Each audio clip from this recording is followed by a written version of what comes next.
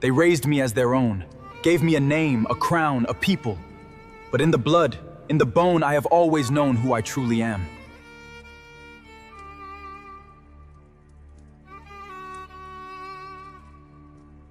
Let me tell you something they left out of Sunday school. Moses, the man, the myth, the legend, parted the Red Sea, brought down 10 plagues, climbed a mountain, and came back with the word of God carved in stone. They put this man on the ceiling of the Sistine Chapel. They gave him blue eyes in 1,000 paintings.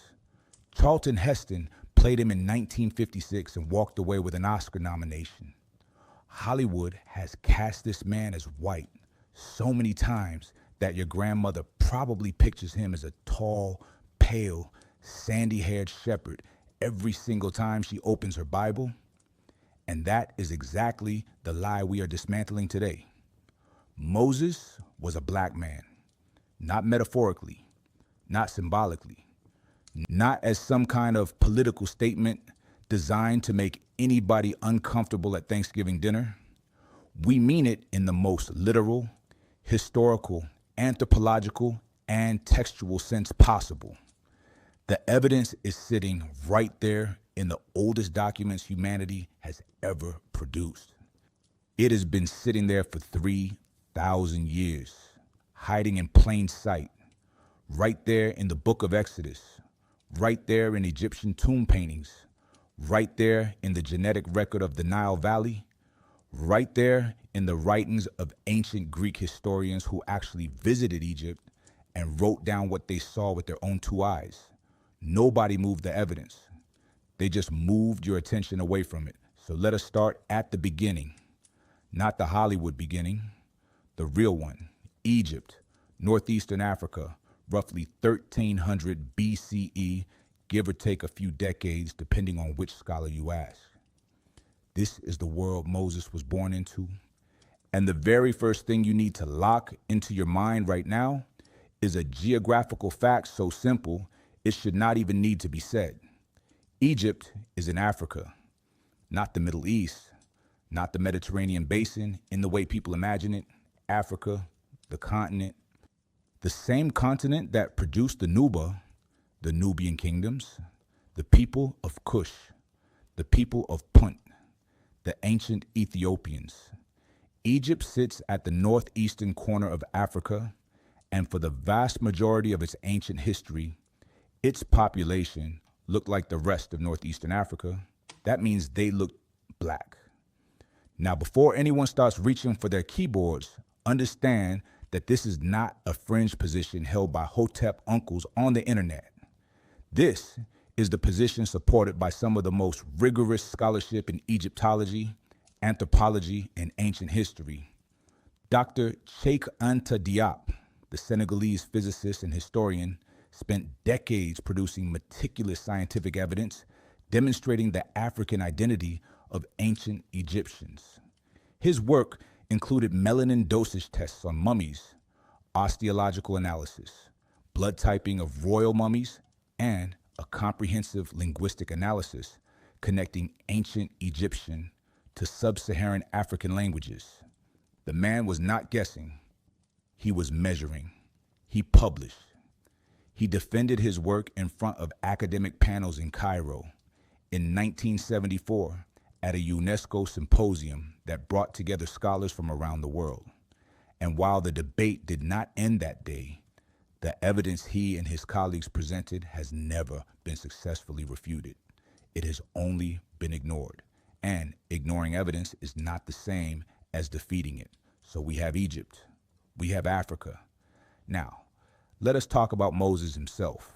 The book of Exodus tells us that Moses was born to a Hebrew woman named Jochebed of the tribe of Levi. His people, the Israelites, were enslaved in Egypt at the time. Pharaoh, terrified of the growing Hebrew population, had issued a decree ordering that all newborn Hebrew boys be thrown into the Nile. Jochebed, desperate to save her son, placed him in a basket woven from bulrushes, sealed it with pitch and tar, and set it floating in the reeds along the riverbank. Pharaoh's daughter came down to bathe, discovered the basket, found the baby inside, and decided to raise him as her own. She named him Moses, from the Egyptian word meaning son, or drawn out of water, depending on which translation you use. Now, here is where you need to slow down and think about what that story is actually telling you. Moses was raised in Pharaoh's palace. He was raised as an Egyptian prince. He was educated as an Egyptian. He dressed as an Egyptian. He spoke Egyptian. He moved through Egyptian society at the highest levels for decades, and nobody looked at him sideways. Nobody said, "Wait a minute, this man does not look like us." Nobody clocked him as an outsider based on his appearance. He passed completely, effortlessly, for years, and that is only possible if he looked like the Egyptians around him. Now think about that in reverse. If the ancient Egyptians were the pale, light-skinned, European-adjacent people that Hollywood has been selling us for a century, then a dark-skinned Hebrew child would have stood out immediately. You cannot hide a child in a palace full of people who look nothing like him. You cannot pass as royalty among people of a completely different complexion. The entire premise of Moses living undetected in Pharaoh's house only works if Moses and the Egyptians shared the same general phenotype, the same skin tone, the same features, the same look. They were African people, both of them, and this is not even a leap. This is just reading the text with your eyes open. But let us go even further, because the Bible itself gives us another piece of evidence that is so direct, so blunt, and so routinely skipped over in Sunday sermons that it almost feels like a magic trick.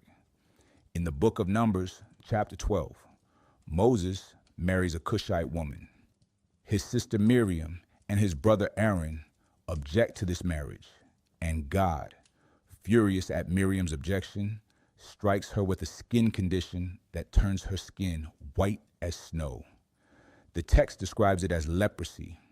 Though modern scholars debate the exact condition, the point is the punishment. God turns Miriam's skin white as a consequence of her prejudice. Read that again slowly. God turns her skin white as a punishment. Now ask yourself why that would be a punishment if everyone involved was already white. It would not be. It would be meaningless. The punishment only carries weight in a context where white skin is understood as something aberrant, something wrong, something that marks a person as different from the community around them. The text is using whiteness as a symbol of curse, of disease, of being cast out.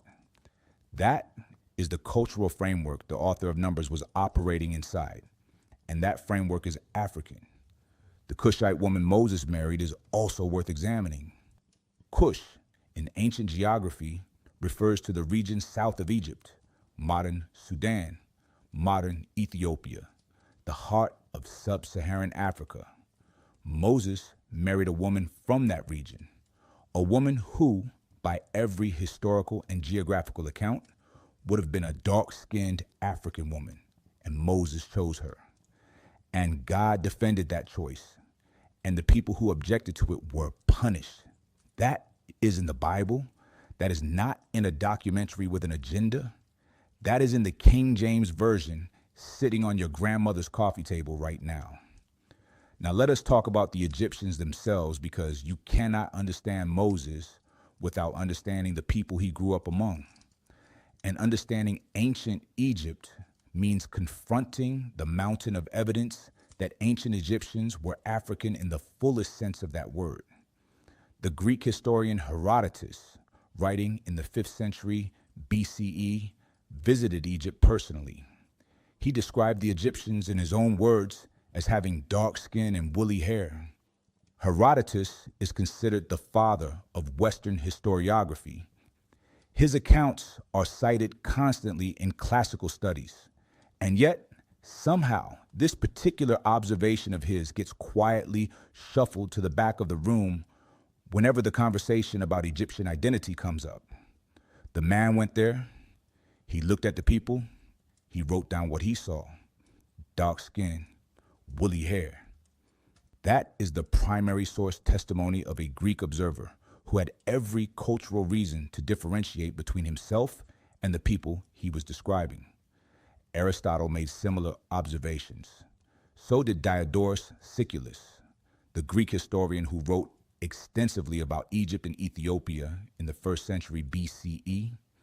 He described the Ethiopians as the first of all men, the people from whom the Egyptians descended, and he noted their physical characteristics in terms that match the descriptions of sub-Saharan Africans. These are not Afrocentric scholars trying to reclaim history. These are ancient Greek and Roman writers who were describing what they saw in real time. And then there is the art. Egyptian tomb paintings are among the most detailed visual records of any ancient civilization. They are extraordinarily precise about skin color because Egyptian artists used a specific color convention to distinguish between different groups of people. Egyptian men were typically painted with reddish-brown skin. Egyptian women were painted with a lighter yellow-brown tone. Nubians and Kushites were painted with very dark, brown or black skin. Asiatics, the people from the Levant and what is now the Middle East, were painted with lighter, yellowish skin tones.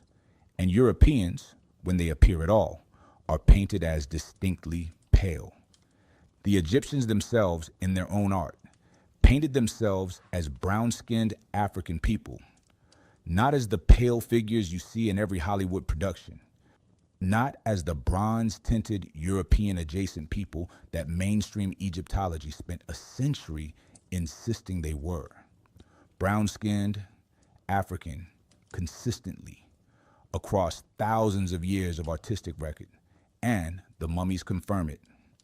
When scientists began applying modern genetic analysis to ancient Egyptian mummies, the results caused significant debate in the academic community. A 2017 study published in Nature Communications analyzed the DNA of ancient Egyptian mummies and found that they were most closely related to ancient populations from the Levant and Anatolia, which some people grabbed as evidence that Egyptians were not African. But that study had a critical limitation that its own authors acknowledged.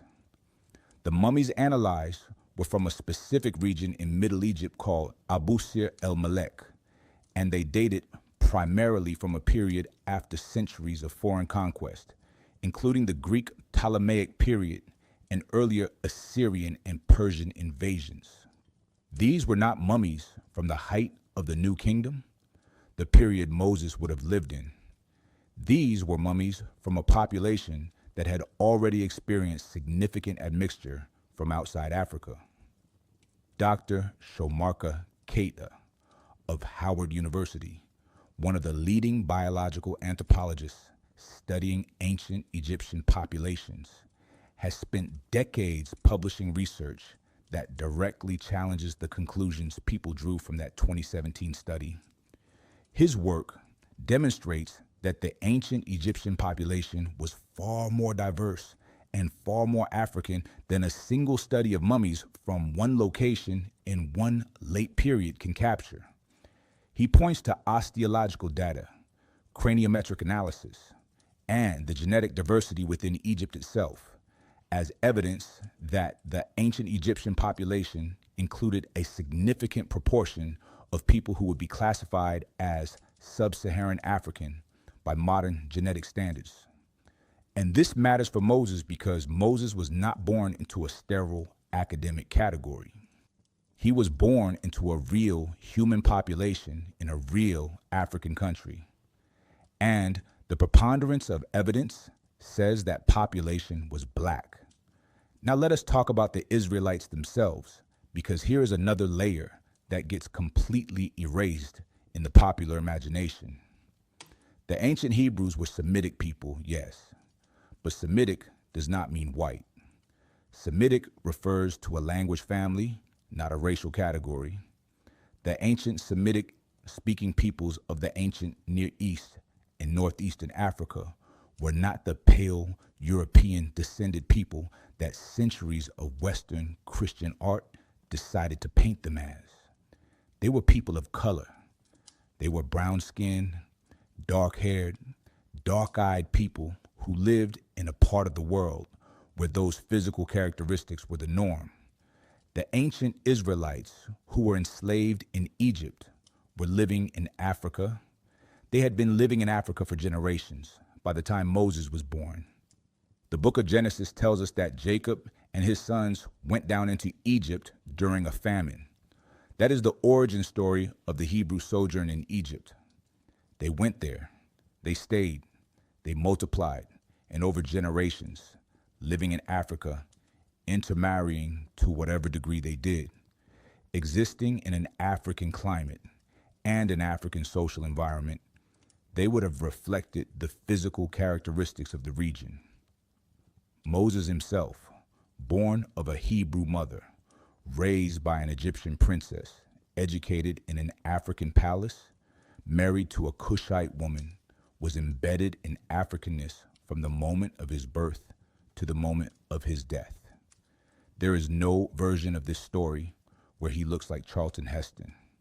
There is no version of this story where he looks like the pale, bearded figure staring down from a Renaissance painting.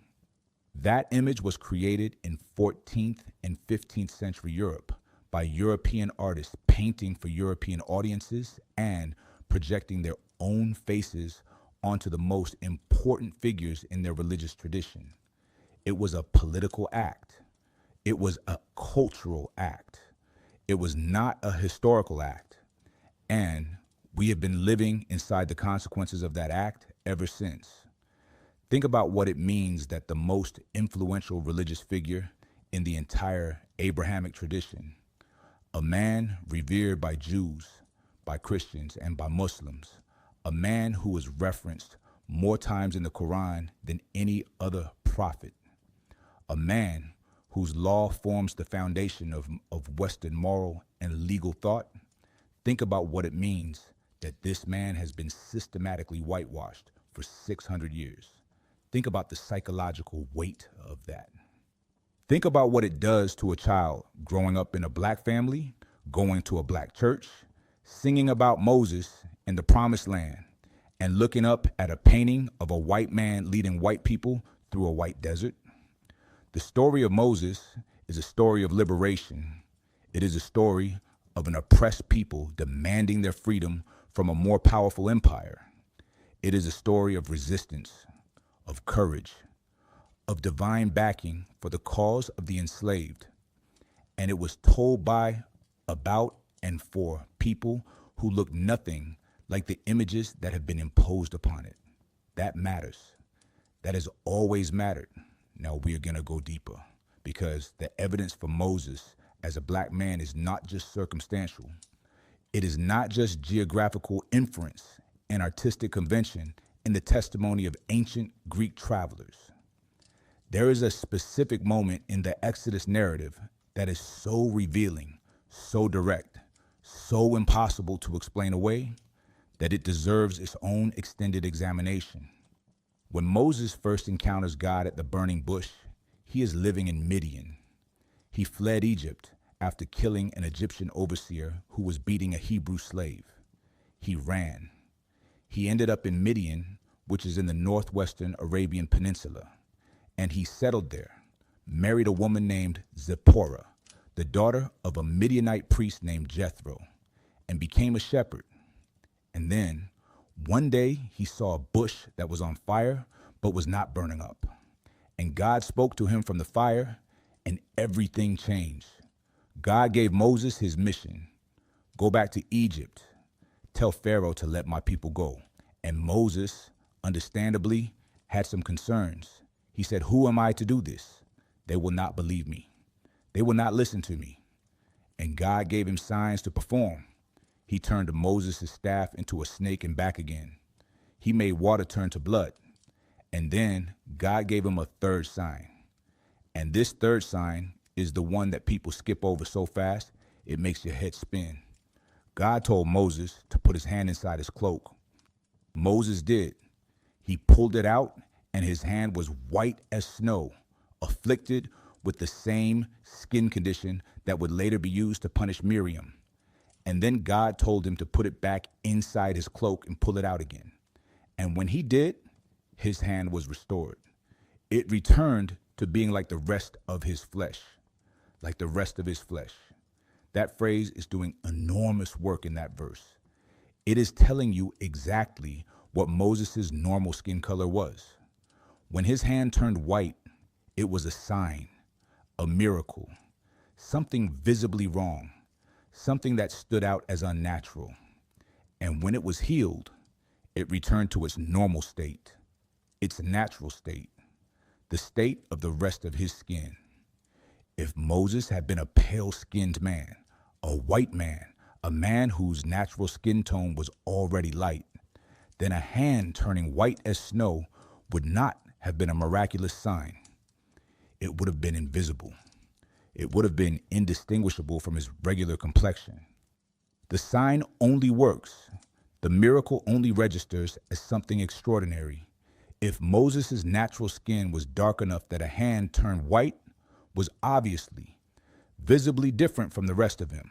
The text is telling you, quietly, matter-of-factly, without fanfare, Moses was a dark-skinned man, and the miracle of his hand turning white was a sign precisely because white skin was not his normal condition. This is not interpretation. This is reading comprehension. And that is just the beginning of what the text is hiding in plain sight. Because once you see it, you cannot unsee it. Once you understand that the Bible itself is encoding Moses' blackness into the very miracles God chose to perform through him, you start looking at the whole story differently. You start asking different questions. You start noticing different details. And those details pile up fast. Let us talk about Joseph, because Moses does not exist without Joseph. And Joseph is another figure whose story has been painted over so thoroughly that most people do not even recognize what they are looking at anymore. Joseph, the son of Jacob, the great-grandson of Abraham, was sold into slavery in Egypt by his own brothers. He was trafficked. He was bought by an Egyptian official named Potiphar. He was thrown into prison on false charges. And then, through the gift of dream interpretation that God had given him, he rose to become the second most powerful man in Egypt, answering only to Pharaoh himself. Now think about that trajectory.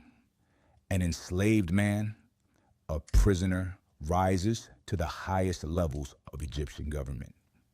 He sits at Pharaoh's right hand.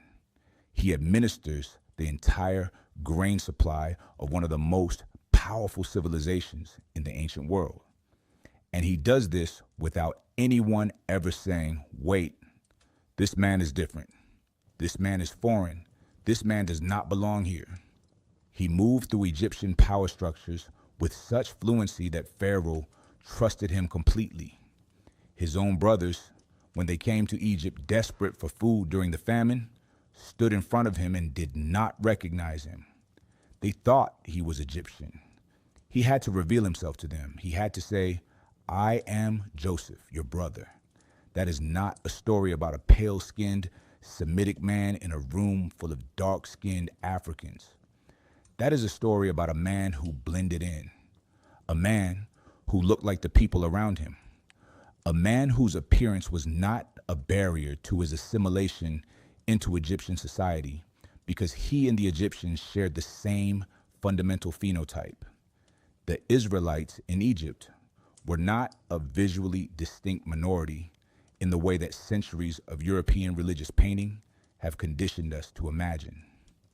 They were not pale, fair-haired people standing out like sore thumbs in a country of dark-skinned Africans.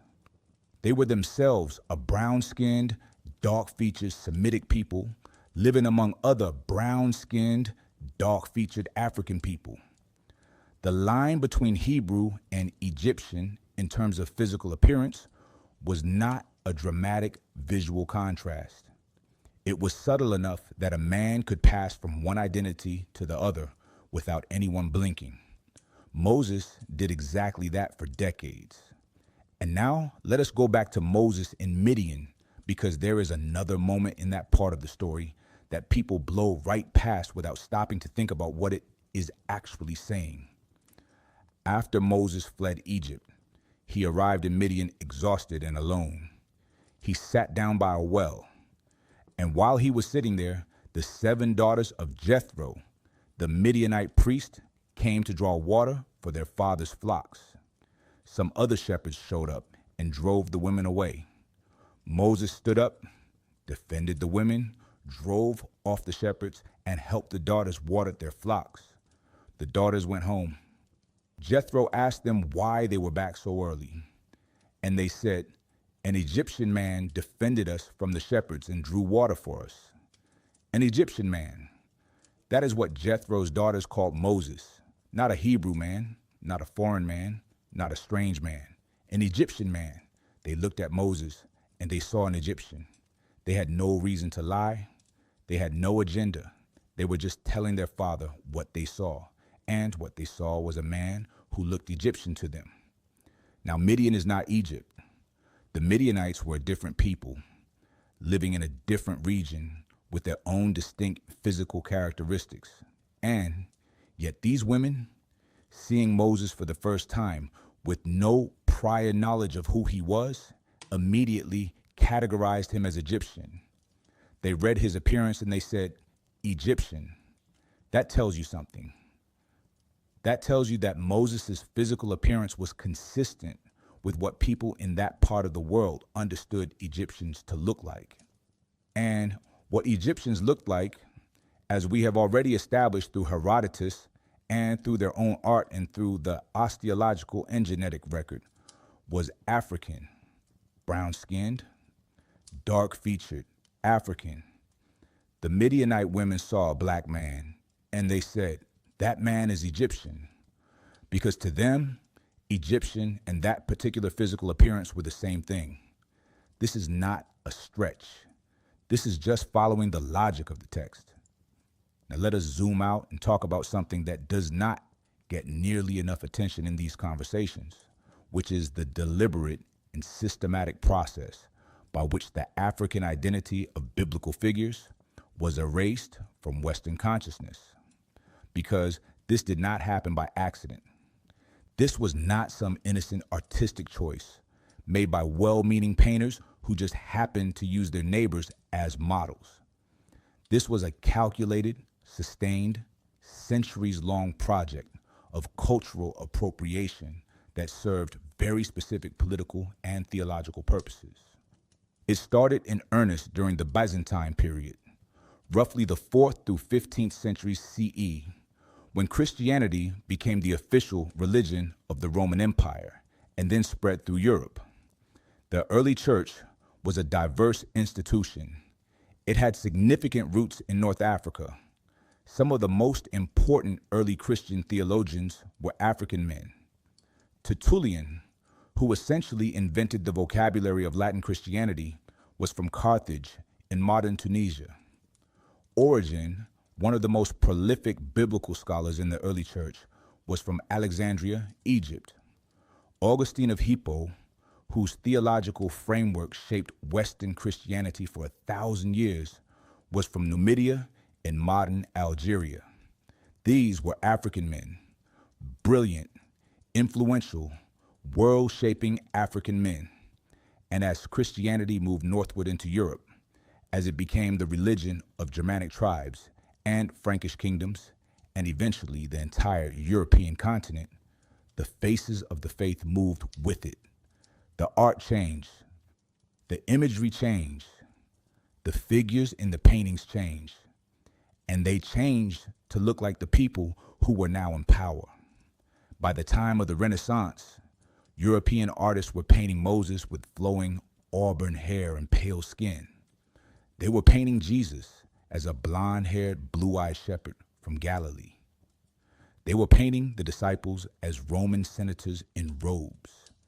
They were taking an entire tradition that originated in Africa in the ancient Near East and remaking it in the image of medieval and Renaissance Europe. And they were doing this not in secret, not in spite of the evidence, but in complete disregard of the evidence because the evidence did not matter to them. What mattered was power. What mattered was legitimacy. What mattered was the ability to look at the most sacred images in your religious tradition and see yourself reflected back. That is a deeply human impulse. Every culture does it to some degree. The Japanese have painted Jesus as Japanese. The Ethiopian Orthodox Church has painted him as Ethiopian for over 1,000 years, and frankly, they are the closest to accurate of anybody. But the difference is that European Christianity did not just paint its own version of these figures for its own community. It exported those images to the entire world through colonialism. It sent missionaries to Africa carrying Bibles illustrated with white saints and white prophets and a white Jesus. It built churches in Asia and South America and the Pacific Islands and hung paintings of pale-skinned biblical figures on the walls. It used those images as part of a broader project of telling conquered and colonized people that God looked like their conquerors. That is not art history. That is psychological warfare. And Moses was one of the primary targets of this project because Moses' story is the story of liberation from slavery. And if you're running a slave empire, the last thing you want is for enslaved people to look at Moses and see themselves. You want them to look at Moses and see their masters. You want the story of Exodus to feel like someone else's story. You want the God who said, "Let my people go," to feel like a God who belongs to the people doing the enslaving, not the people being enslaved. Frederick Douglass understood this. He wrote extensively about how slaveholders used Christianity, including the whitewashed version of biblical imagery, as a tool of psychological control. He understood that a religion that showed enslaved black people a white God and white prophets was a religion being weaponized against them. And he also understood, which is why he kept returning to the Exodus narrative in his speeches, that the real story, the original story, the African story, was one of the most powerful liberation narratives ever written. Harriet Tubman understood it too. She called herself Moses. She led people out of bondage through the wilderness toward freedom. She did not call herself Charlton Heston. She called herself Moses because she recognized something in that story that the whitewashed version was trying to hide. She recognized the African truth at the heart of it. And now, let us talk about something that the genetic and archaeological record has been quietly confirming for the last 30 years, which is the deep, ancient connection between the Hebrew people and the African continent. This is not a marginal argument. This is not fringe scholarship. This is increasingly mainstream science that has not yet made its way into the popular imagination because the popular imagination is very slow to update when the update is inconvenient. The ancient Levant, the region that includes modern Israel, Palestine, Lebanon, Jordan, and Syria, was not isolated from Africa. It was connected to Africa. The land bridge between the Sinai Peninsula and the rest of Africa is one of the oldest and most heavily traveled corridors in human history. Human beings walked out of Africa through that corridor hundreds of thousands of years ago. Trade routes ran through it for millennia. Populations moved back and forth across it continuously. The idea that there was some sharp, clean divide between the people of the ancient Levant and the people of northeastern Africa is a modern fiction. In the ancient world, those populations were in constant contact, constant exchange, constant mixture. Abraham himself, the patriarch of the entire Abrahamic tradition, is described in Genesis as traveling to Egypt during a famine. He and his wife Sarah spent time in Egypt. Pharaoh himself interacted with them. Later, Abraham's son Ishmael, the ancestor of the Arab peoples according to Islamic tradition, was born of an Egyptian woman named Hagar. The bloodlines of the Abrahamic tradition run directly through Africa from the very beginning. This is not a late addition. This is not a footnote. This is the foundation of the story. And Moses sits at the intersection of all of it. He is the son of a Hebrew woman. He is the adopted son of an Egyptian princess.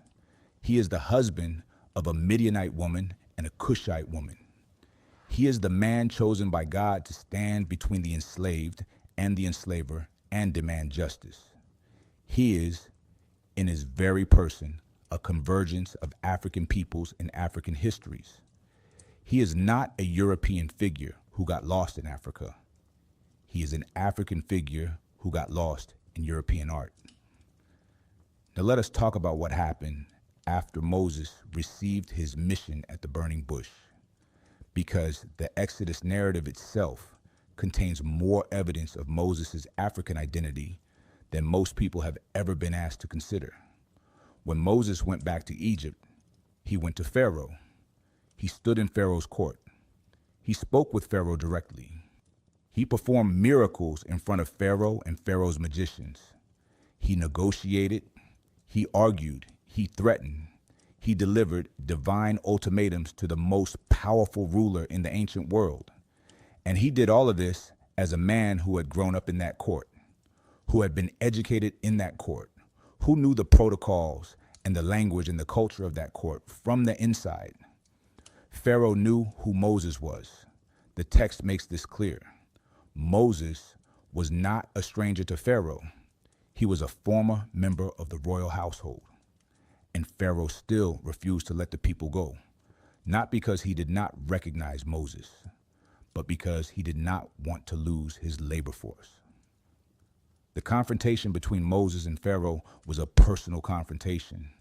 It was a confrontation between two men who had shared a world, who had shared a culture, who had shared a physical environment for decades. And then Moses led his people out. The Exodus, the great departure. Hundreds of thousands of people, according to the text, walking out of Egypt, walking through the parted waters of the Red Sea, walking into the desert of Sinai. And here is something that almost never gets discussed in the popular telling of this story. The people who left Egypt with Moses were not all Israelites. The book of Exodus specifically says that a mixed multitude went with them. A mixed multitude? That means there were Egyptians, there were other Africans, there were people of various backgrounds who attached themselves to this liberation movement and walked out with the Hebrew people. The Exodus was not an ethnically pure event. It was a multiracial, multi-ethnic liberation movement led by a man who was himself a product of multiple African identities. That is the real story. That is the story that has been sanitized and simplified and whitewashed into a tale about one ethnic group following a pale-skinned prophet through a Hollywood desert. And when they got to Sinai, when Moses climbed the mountain and came back with the law, he was not bringing down a European legal code. He was not delivering a set of principles that emerged from Greek philosophy or Roman jurisprudence. He was delivering a moral and legal framework that had been shaped by African thought, African tradition, and African experience. The Code of Hammurabi, which predates the Mosaic Law and shares significant structural similarities with it, came from Babylon. But the ethical framework of the Exodus narrative, the insistence on justice for the enslaved, the prohibition against oppression, the command to remember that you were strangers in a foreign land, that ethical framework was forged in Africa. It was forged in the experience of an African people who had suffered under an African empire and been delivered by an African man who heard the voice of God in a burning bush on an African mountain. That is the story. That is the whole story. And it is a black story from beginning to end. Now, some people are going to push back on all this. Some people are going to say, you are reading too much into the text. You are projecting. You are engaging in the same kind of motivated reasoning that you are accusing the whitewashers of. And to those people, I say, fair enough. Let us test that. Let us apply the same standard of evidence to both claims and see which one holds up. The claim that Moses was white rests on exactly 0 textual evidence, 0 archaeological evidence, 0 genetic evidence, and 0 testimony from ancient sources. It rests entirely on paintings made in Europe between the 14th and 19th centuries by European artists who had never been to Egypt and were working from theological tradition, not historical record. That is the entire evidentiary basis for Moses being white. European paintings made by Europeans, for Europeans. The claim that Moses was black rests on the geographical reality that Egypt is in Africa. It rests on the textual evidence within the Bible itself, including the story of his adoption into Pharaoh's household, the story of his hand turning white as a miraculous sign, the story of Miriam being punished with white skin, the story of his marriage to a Cushite woman, and the testimony of Jethro's daughters who looked at him and called him an Egyptian. It rests on the testimony of ancient Greek and Roman historians who visited Egypt and described its people as dark-skinned with woolly hair. It rests on the artistic record of ancient Egypt itself, in which Egyptians consistently painted themselves as brown-skinned African people. It rests on the osteological and genetic research of scholars like Cheikh Anta Diop and Shomaka Keita, who have spent their careers producing peer-reviewed scientific evidence of the African identity of ancient Egyptians. You tell me which claim is better supported. You tell me which one is doing the motivated reasoning. The truth is that the whitewashing of Moses is one of the most successful propaganda operations in human history. It has been so thorough, so sustained, and so universally distributed that most people, including most black people, have internalized it without ever questioning it. They have looked at images of a white Moses their entire lives and never stopped to ask where those images came from or whether they had any basis in reality. They have read the book of Exodus and somehow not noticed the passages that are sitting right there, telling them exactly what Moses looked like. That ends today. That ends right here. Moses was a black man. He was born in Africa. He was raised in Africa. He was educated in Africa. He was shaped by African culture, African religion, African politics, and African history. He married African women. He led an African people. He climbed an African mountain. And the God who spoke to him from a burning bush chose him specifically, this particular man, this African man, this man who had lived inside both the palace of the oppressor and the suffering of the oppressed, and said, "You are the one. You are the one I am sending. You are the one who is going to stand in front of power and say, 'Let my people go.'" That is not a coincidence. That is not an accident of geography. That is a divine choice that makes complete sense when you understand who Moses actually was.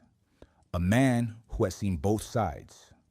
A man who had lived in the palace and who had fled to the wilderness. A man who carried the memory of his people's suffering in his body, even as he moved through the halls of their oppressors. A man who, when he finally stood at the edge of the Red Sea and stretched out his hand and watched the waters part, was not performing a miracle for an abstract people in an abstract place. He was doing it for his people, for African people, for enslaved people, for people who had been told that their lives did not matter and their freedom was not coming. And the waters parted, and they walked through on dry ground. And that story belongs to black people. It has always belonged to black people, and no amount of Renaissance painting or Hollywood casting or Sunday school curriculum is ever going to change what the evidence says. The evidence says Moses was a black man, and now you know. And here's what they really do not want you to sit with. Not just that Moses was black, but what that means for everything that came after him. Because the story of Moses did not end at the Red Sea. The story of Moses became the blueprint. It became the template for every liberation movement that has ever drawn breath on this earth. And when you understand that the man who wrote that blueprint was an African man, a black man, a man who knew what it felt like to live inside the machinery of oppression and walk away from it, the blueprint reads completely differently. It hits different. It lands different. It means something different. Let us talk about what Moses actually built. After the Exodus, after the parting of the sea, after the drowning of Pharaoh's army in the returning waters, Moses led his people into the wilderness of Sinai for 40 years. 40 years. That is not a weekend retreat. That is not a short detour. That is a full generation, an entire generation of people who had been born into slavery had to die in the wilderness before their children could enter the promised land. And Moses knew this. God told him directly, "You will not cross over. You will see it from a distance. You will spend your life building something you will never personally inhabit." Think about what kind of man accepts that assignment. Think about what kind of faith, what kind of commitment, what kind of love for a people you have to carry in your chest to spend 40 years leading them through a desert knowing you will never arrive at the destination yourself. Moses did not do this for personal gain. He did not do this for a legacy. He did not do this for a statue or a monument or a Hollywood movie. He did it because God asked him to and because his people needed him to. He did it because somebody had to stand between the enslaved and the wilderness and say, "Keep walking. We are going to make it. I cannot promise you it will be comfortable. I cannot promise you it will be fast, but we are going to make it." That is the voice of a man who has known suffering. That is the voice of a man who has known what it is to be without a home, without a people, without a clear sense of who he is or where he belongs. Moses was a man who spent the first part of his life not knowing what he was. Was he Egyptian? Was he Hebrew? Was he a prince or was he a slave? He killed a man trying to answer that question. He ran from the consequences of that answer. He sat in the wilderness for years before God found him at a burning bush and told him exactly who he was and exactly what he was supposed to do. And that story, that particular arc, the story of a man who does not know where he belongs until he finds his purpose in the liberation of his people, that story has been lived by black men and black women in America for 400 years. That is not a coincidence. That is a resonance so deep it runs through the bedrock of human experience. Frederick Douglass was Moses. He did not know his own birthday. He was separated from his mother as an infant. He lived inside the machinery of American slavery, and then he walked out of it and spent the rest of his life standing at the edge of the wilderness and saying, "Keep walking. We are going to make it." Harriet Tubman was Moses. She made 19 trips back into Egypt. 19 times she went back into the place she had already escaped because she could not rest while her people were still there. She said she never lost a single passenger, not one, because when God tells you to part the waters part. Martin Luther King Jr. stood on a mountain in Memphis, Tennessee on April 3rd, 1968, and he said, "I have been to the mountaintop." He said, "I have seen the promised land." And he said, "I may not get there with you." He was shot dead the next day. He knew. He knew he was Moses. He knew the assignment. He knew the cost. and he accepted it anyway because somebody had to. These were not people who stumbled accidentally into the Moses story. They claimed it. They inhabited it. They understood that the story of Exodus was their story, that it had always been their story, that it was written in the bones of their experience as African people, as enslaved people, as people who had been told by the most powerful empires in human history that their freedom was not coming. And the waters parted every single time. Now let us talk about something that does not get discussed enough in these conversations about biblical identity, which is the profound spiritual and psychological harm that comes from being handed a whitewashed version of your own liberation story. Because this is not just an academic debate. This is not just a question of historical accuracy that matters to scholars and documentary filmmakers. This is a question about what happens to a child's soul when the story that is supposed to tell them they are loved by God shows them a God who looks like their oppressor. James Baldwin wrote about this. He wrote about growing up in the black church in Harlem and the complicated relationship between black people and Christianity. He understood that the religion had been weaponized against his people.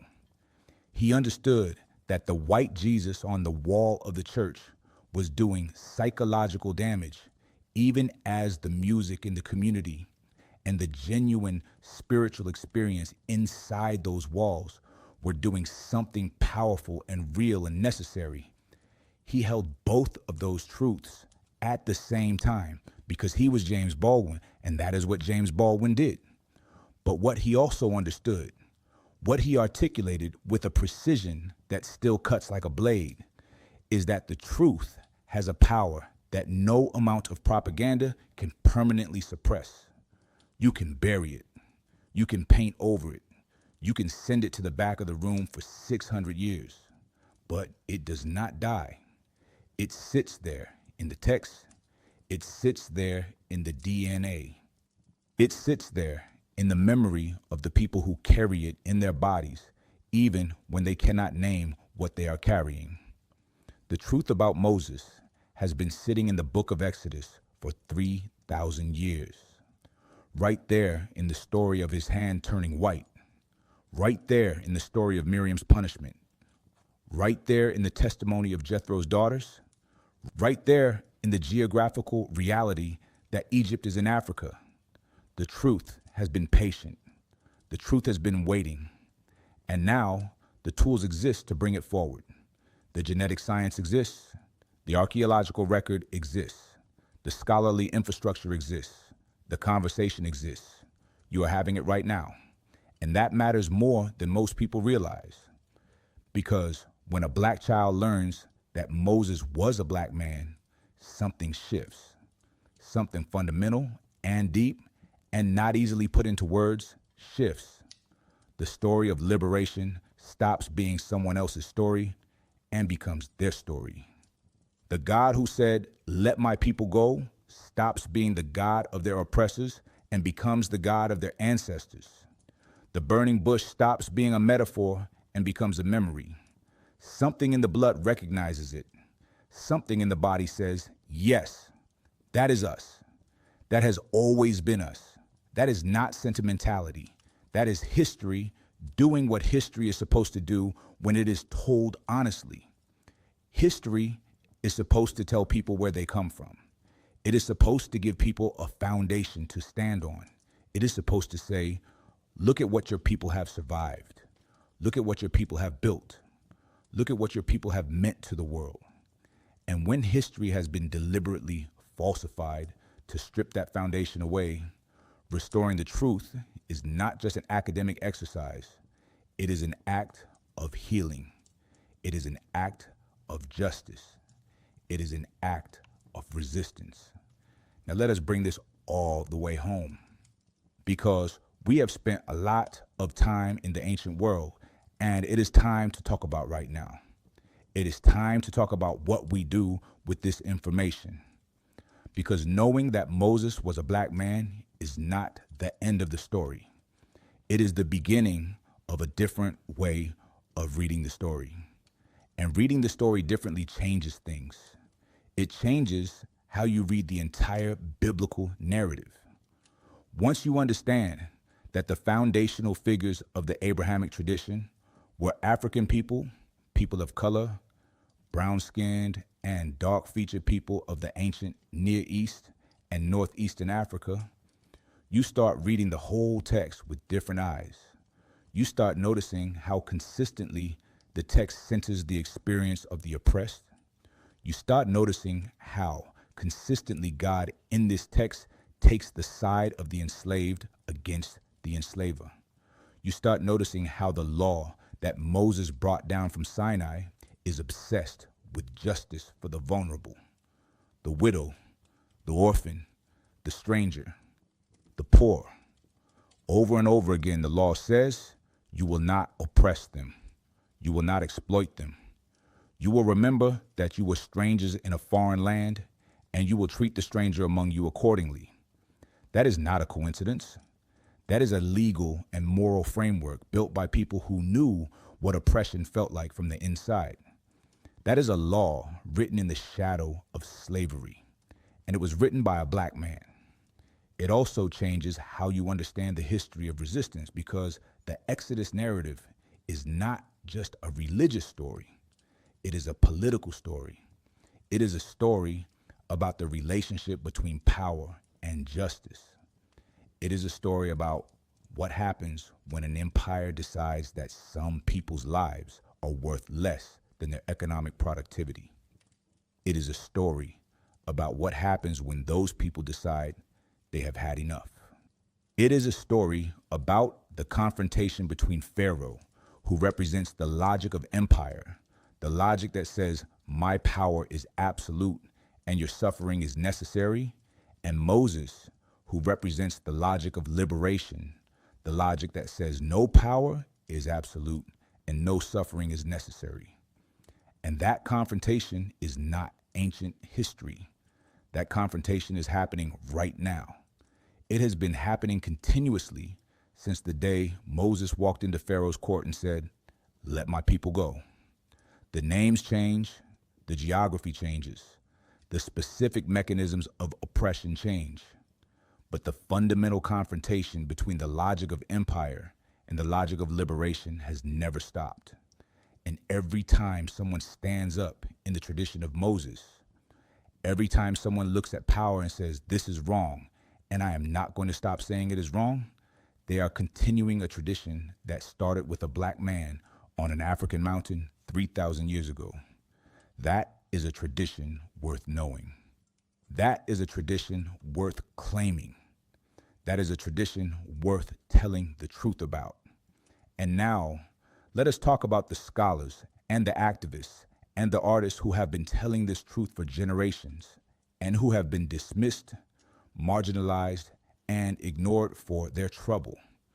Because the restoration of Moses' African identity did not begin with this video.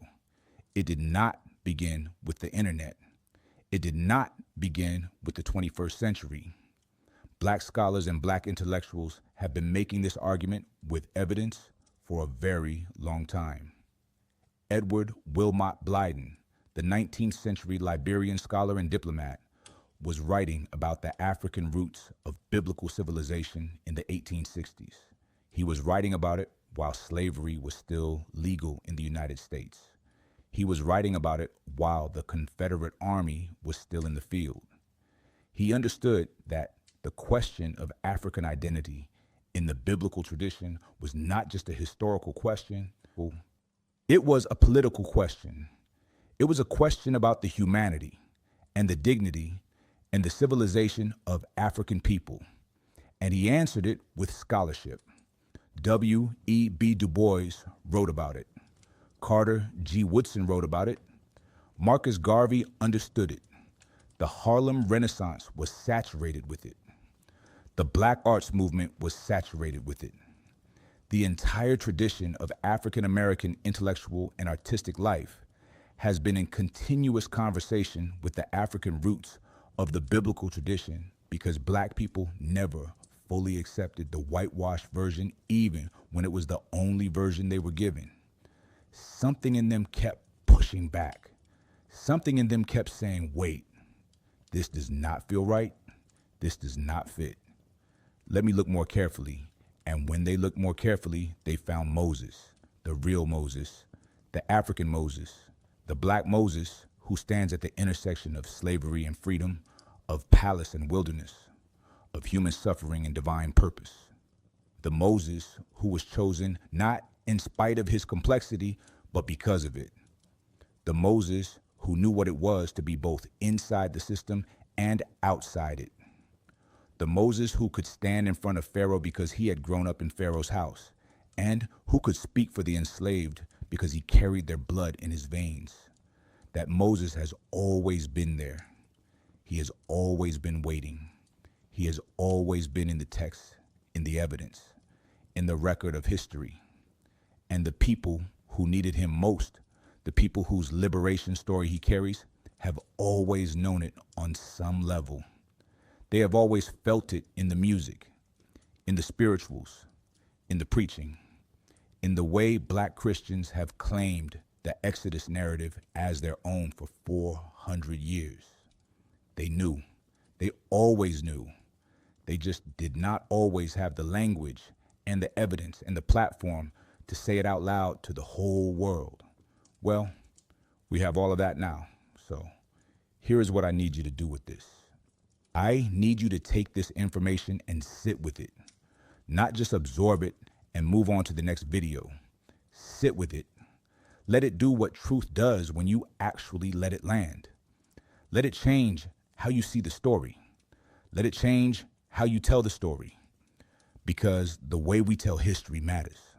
The stories we tell about the past shape how people understand the present. They shape what people believe is possible. They shape who people believe they are. A Black child who knows that Moses was a Black man knows something fundamental about themselves and their place in the story of human civilization. They know that their people have been at the center of the world's most important stories, not on the margins, not as slaves in the background of someone else's narrative. At the center, as the protagonists, as the people chosen by God to carry the most important message in the history of human moral development. Let my people go. That is the message. That is the whole message. 4 words, 3,000 years old, still the most radical thing anyone has ever said to power. And it was said first by a Black man standing barefoot on African soil in front of a burning bush that would not stop burning. The bush is still burning. The message has not changed. And now you know who delivered it.